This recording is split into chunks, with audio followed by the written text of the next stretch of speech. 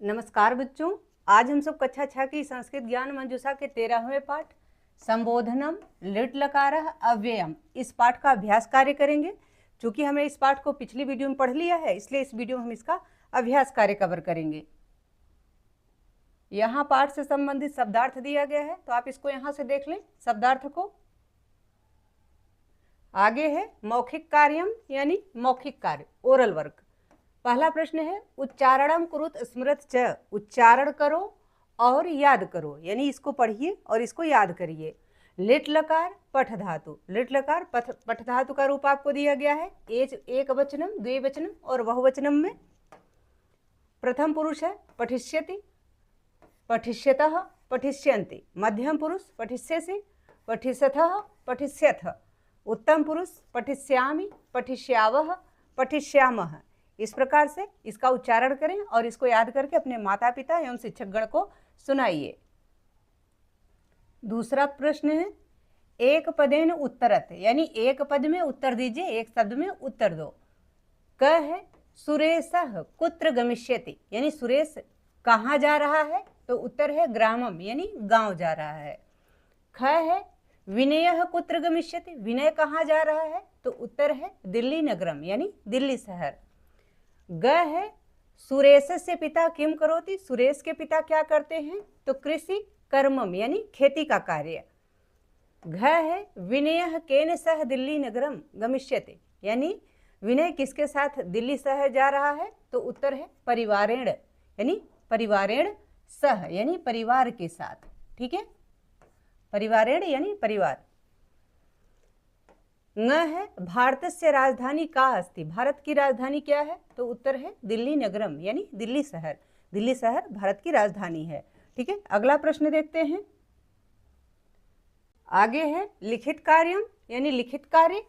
अब आपको लिखना है। तीसरा प्रश्न है निम्नलिखित धातु नाम लिट लकारे रूपाणि लिखत स्मरत च, यानी निम्नलिखित धातुओं के लिट लकार में रूप लिखो और याद करो। जो आपको यहाँ धातु दिए गए हैं, गम धातु, हस धातु, नम धातु, लिख धातु और खेल धातु, इनके लिट लकार में रूप लिखने हैं और उसको याद करना है। तो रूप हम आपको दिखा देते हैं, आप वहाँ से उसको लिख लीजिए और याद कर लीजिएगा। ठीक है, धातुओं के रूप आप यहाँ से देख लें। पहले लिख धातु का खेल धातु का है, तो आप यहाँ से खेल धातु का रूप लिख लें। ठीक है, पहले खेल धातु का रूप है, ये खेल धातु का रूप है, तो आप इसको लिखें। दूसरा नम धातु का रूप है, तो आप यहाँ से लिखें इसको। तीसरा जो है यह लिख धातु का रूप है, तो आप इसको यहाँ से लिखें। आगे है यहाँ हस धातु का रूप है, तो आप इसको यहाँ से लिखें। और यह गम धातु का रूप है, तो इसको यहाँ से लिख लें। ठीक है, रूप आप यहाँ से लिख लें, उसके बाद उसको याद कर लीजिए। ठीक है, उसके बाद अपने माता पिता एवं शिक्षकों को सुनाइए। चौथा प्रश्न है रिक्त स्थानानि कोष्ठके दत्तस्य धातोः उचितेन लिट लकार रूपेण पूरयते, यानी रिक्त स्थानों को कोष्ठक में दी गई धातु में उचित लिट लकार का रूप लगाकर भरो। तो आपको इसको लिट लकार के रूप के साथ भरना है। जो धातुएं यहाँ दी गई हैं इनके साथ लिट लकार का रूप लगाना है और इनको भरना है। ठीक है, पहला है क वयम, वयम पठ के साथ क्या होगा, पठिष्यामः, क्या होगा यहाँ पे, पठिष्यामः। ख है ते और गम धातु के साथ बताया गया है लिट लकार का रूप लगाने के लिए, तो होगा गमिष्यन्ति, ते गमिष्यन्ति। तौ है और क्रीड धातु दिया गया है, तो क्रीडिष्यतः। घ है रामः, यहाँ नम धातु के साथ इसको लगाना है, तो हो जाएगा नश्यति। ङ है यूयम, यूयम याच, याच धातु के साथ याचिष्यतः, क्या होगा, याचिष्यथ। च है अहम, अहम हस धातु के साथ लिट लकार का रूप लगाना है, तो क्या होगा, हसिष्यामि। छ है युवाम, युवाम लिख धातु के साथ लिट लकार का रूप क्या होगा, लेखिष्यथः। ज है त्वम, त्वम यहाँ धाव दिया है, धाव धातु के साथ क्या होगा, धाविष्यसि, यानी तुम धाविष्यसि। इस प्रकार से रूप होगा। तो आप इसको यहाँ से नोट कर लें, ऐसे लिख लें इसको। अगला प्रश्न देखते हैं, पांचवा। वाक्यानि शुद्धानि कुरुत, यानी वाक्यों को शुद्ध करो। पांचवा प्रश्न है वाक्यानि शुद्धानि कुरुत, यानी वाक्यों को शुद्ध करो। क है वयम जलम पाश्यावह, तो वयम के साथ पाश्यावह नहीं होगा बल्कि क्या होगा, पाश्यामह। क्या होगा, पाश्यामह। तो शुद्ध रूप क्या होगा, वयम जलम पाश्यामह। ठीक है। ख है रामः गृहम गमिष्यन्ति, तो इसका शुद्ध रूप क्या होगा, रामः गृहम गमिष्यति। गमिष्यन्ति नहीं होगा, गमिष्यन्ति बहुवचन होता है इसलिए यह नहीं होगा। ठीक है। ग है तव पत्रम लिखिष्यथ, लिखिष्यथ दिया गया है जबकि होना क्या है, लेखिष्यथः। क्या होना चाहिए, लेखिष्यथः। तव के साथ लेखिष्यतः लगेगा। ठीक है। आगे है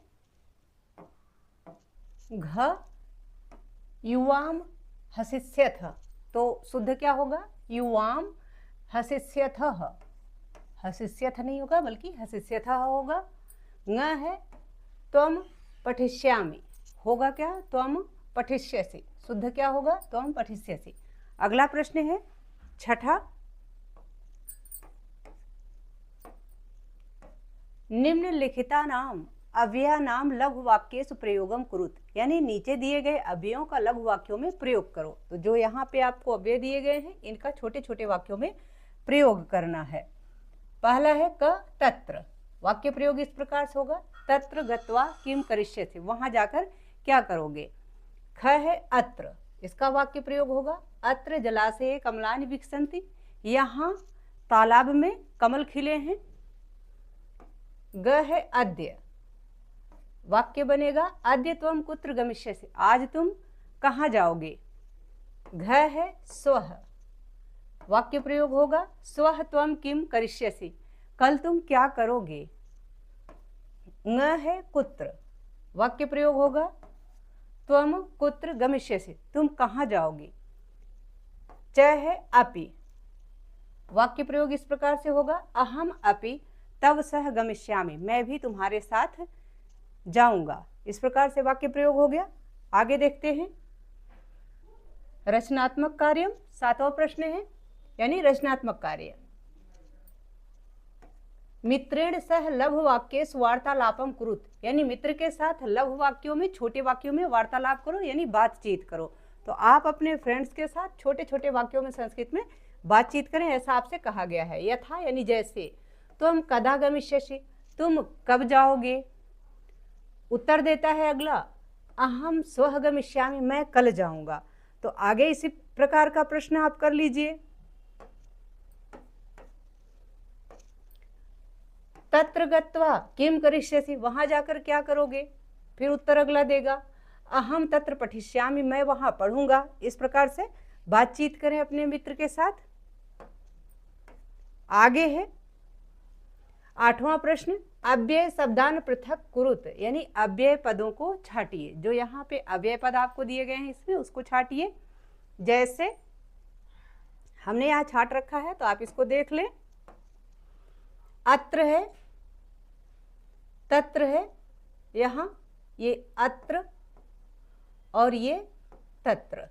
ठीक है। इधर है सर्वत्र, ये क्या है, सर्वत्र है, और इधर यत्र है।